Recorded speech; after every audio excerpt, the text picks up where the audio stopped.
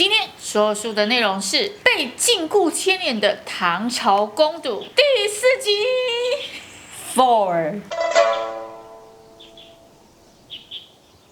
在上一集呢，上轩使尽了一切力量，就是想要让华筝觉醒，他就想尽办法要保护住永倩，然后让李莹回到正轨上。所以呢，他们就是在地宫的时候，上轩想办法要让皓月先觉醒，因为他的目的性呢，就是希望皓月觉醒成为雷神之后，那华筝的觉醒他就会消失嘛。那他如果消失，他就可以好好的把华筝交还给皓月，请他帮我照顾的意思。毕竟皓月很爱李莹，对，但是在上古时期的华筝爱的是上轩，对，华筝只要觉醒了，那上轩就会消失。所以上轩的想法就是，那应该先让皓月觉醒。这样的话，我如果让华筝觉醒了，他才有办法让皓月去照顾华筝，这样他的消失才会无后顾之忧嘛。那如果是永倩死了，依照上轩本来的方式是决定让皓月、仲天和李莹都在唐朝的时候1500年前相聚一起觉醒。那怎么后来会出现在现代永倩呢？对，帝云做的手脚。哦，原来这是跟之前第1集说藏了一点玄机的那个。对，那帝云是谁呢？也是那7神的其中一神，是主掌山的，那他是山神。上轩怎么来的呢？上轩就是跟天地一起生产出来的神。那他不知道自己是谁造出来，但他的使命就是让这7个自然界的力量维持着这天地平衡嘛。结果上轩身边那7个神啊，不知道是什么样的原因，一个一个消失这样，然后最后只留下帝云跟上轩2个人。那这样上轩是不是就一个人要去承受那6个自然界力量，他这个天地才有办法平衡嘛？他的目的性呢，就是叫帝云先守神域，他呢就是想办法让所有的神在下一个转世的时候，然后让他们相遇之后，大家一起觉醒。所以他就安排了仲天、皓月跟李莹在唐朝时候觉醒，可是居然没有成功，原来就是帝云做的手脚，他故意让李莹在死的那一刻错轨。他是不是有私心啊？不然怎么会这么做呢？对，因为呢，他知道上轩如果让这几个神全部觉醒，上轩就会不见了。他该不会对上轩？亏你想得到，我还没有想到，你很会脑补，你假错。所以他宁愿让华筝消失，宁愿让全部人都不要觉醒，他也要让上轩活着。这样有合理吧？有，爱情是没有任何理由的。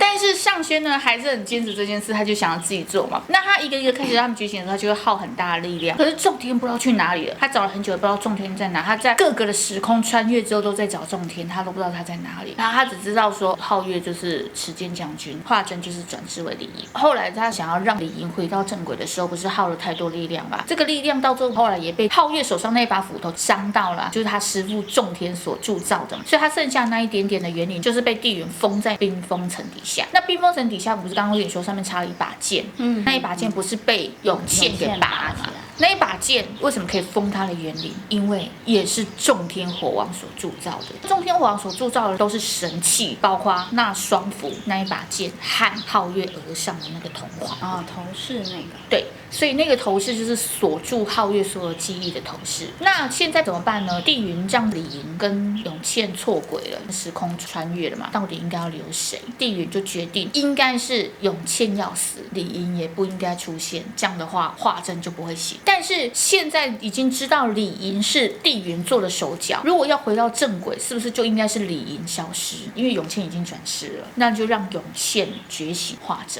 所以呢，上轩就是在努力这件事情，他要保住永倩。虽然对李莹也有很大的眷顾，但是正道来讲，他都已经转成永倩，你不可能倒流嘛，所以他就要让永倩活下来，李莹就应该消失。这时候呢，觉文啊、劳伯特叔叔还有吴叔叔跟永倩的爸都在地宫外了，因为皓月一直杀他们。他们就说怎么办？那永倩到底去哪里？永倩走出来了，就叫他永倩，你怎么在这里？然后永倩就觉得，对啊，我怎么在这里？你怎么衣服湿哒哒的啊？他也想起来，他进了李莹的幻境，那李莹是什么之神？水。对，所以他在那里面就是都在水里，所以出来之后他的身上都是湿湿的啊。我为什么会出现在这里？就是因为我已经从地云所设的幻境出来，对，出来。吴叔叔第一个先讲，因为吴叔叔的师傅就是上轩嘛，吴叔叔就说，那师傅呢？师傅是不是死了？怎么办？我们是不是应该再继续救师傅？永庆就说我刚刚已经见过他了，为什么？就是因为他到那个幻境去拔那把剑嘛，所以他没事，他好好的。只是他现在一直觉得很伤心的原因，是因为大家都希望他是化整，都希望他消失，他是不应该转世到这个世界上。突然转头一看，看到觉文，他其实也不讨厌觉文啊，而且觉文都一直为了他的事忙来忙去的这样子，才会真正的接受他现在永倩这个存在，而且是非常喜欢他的一个男生。其他人根本就不是真正喜欢永倩。他为什么会对上轩开始着迷？原来就是因为他的前世那个化真爱的那是上轩，所以才对上轩有一种特殊的感觉。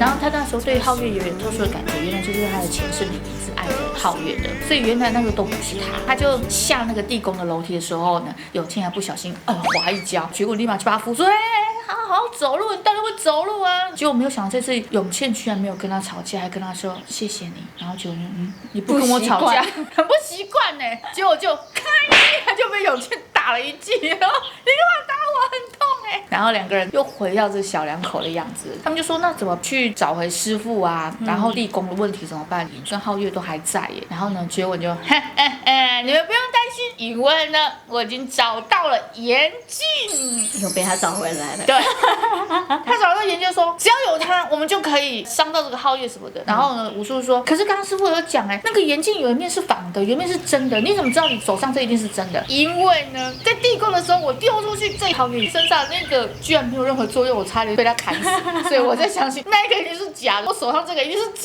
的。他们就说，我们就用这个去对付他好了。结果这个时候，武术居然说，快点，你赶快对付他之后，这个让我收藏在我的古董店啊。他的心思还在，永倩就不愧是考古学家，没有，他是收藏家哦，古董店收藏家哦。然后永倩就这个是重点吗？爸爸也出来说话，这不是重点，应该是呢收藏在我的研究所。一样，不愧是考古学家。对。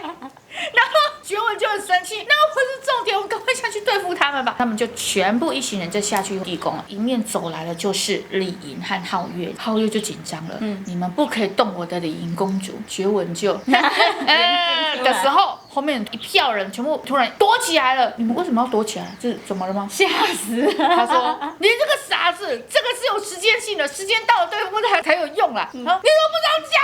他又开始跑了，因为皓月又打上来了。其实觉文还蛮单纯的。结果李莹就开始飞了，那李莹就觉得你身上有东西会伤害我的皓月，所以我要把它抢过来。觉文就带了那一面镜子绕跑的时候，就开始被李莹追杀了。那一颗镜呢，到处每一个人手，丢过去，我叔叔接住，接住，然后每个人打篮球，夸张。然后他开始用彩带呢勾住了觉文的手啊，到最后皓月也来攻击嘛。他被打到的时候，哇，上轩出现了，上轩就把觉文拖过来。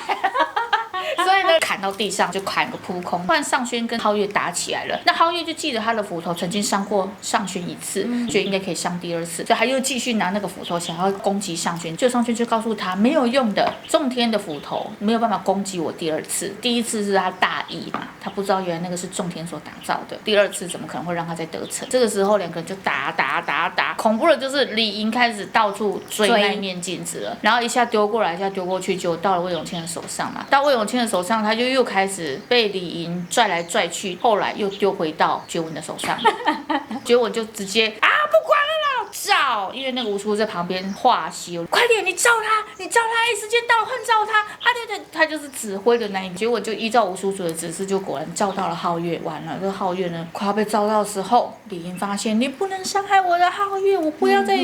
他又回想起那时候皓月为了救他，对，就是满身都是血躺在地上那个皓月的画面又出现了，所以他就飞过去挡啊，然后就中了严禁的力量。李莹的身体突然感受到快要全身融化了，完全力量尽失。那皓月就很生气，皓月要反击的时候，被上轩一掌而逝，就啪裂开，这个儿式就是封锁他记忆的铜环，要变身了。对，就觉醒了。铜环呢，就原来就是雷神的雷雀。这时候终于觉醒了，上轩就跟他说：“皓月，你不记得我？你怎么现在完全没有反应？”他拿着雷雀的时候，他就说：“我好像有一个很重要的事情忘了。”然后他就看到地上有一个很漂亮的唐朝饰品，他就把它捡起来，这是谁的？怎么那么的锥心之痛的感觉？他是谁？然后上轩就走告诉他：“你就把它当做你觉醒的礼物吧。”然后他就想不起来他是谁了。这个时候李莹怎么办呢？李莹就全身软绵绵的已经坐在地上了。上轩就跟他说：“你不要再挣扎了，其实你已经被这个世人给抹去了，你不应该存在的，所以你就走吧，你这个冤灵你要散了吧，因为这都是地云做的。那你不应该错了这个轨道来穿越时空到现代，这个世界上也再也没有所谓的广玉公主，这世界上也没有叫李莹的公主，这个世界上也没有你的母后，也没有你的父兄，也没有都没有，这全部通通都是虚构的。”李莹就说：“为什么？如果是这样，我明明就是活生生出现过的人啊！如果是这样，为什么要有我的存在？我为什么要降世在唐朝？如果是这样，为什么他就很多的为什么？然后他明明就很多的怨恨还存在，为什么？为什么？为什么？因为皓月都觉醒了，所以他整个就也不应该存在了。”上轩就大喊：“快走！你们赶快全部出去地宫吧！永倩啊，跟妈爸啊，吴叔叔啊，觉文啊，全部通通到了地宫外面去之后，那个地宫开始忽然直接消失了，不见了。所以呢，永倩就活下来了，因为她要使化真觉醒，她是化真觉醒的唯一希望。古镜奇谭系列第一部《倾国怨灵》到这边就先告一个段落了。那其实中间还有非常多奇幻跟玄机的小小的隐藏点，还有很多漂亮的画面。对，请这大家呢好好要去拜读一下这一部漫画，回忆一下儿时记忆啊。对，接着《古镜奇谭》系列第二部《火王》就在下一集跟大家继续。超期待的。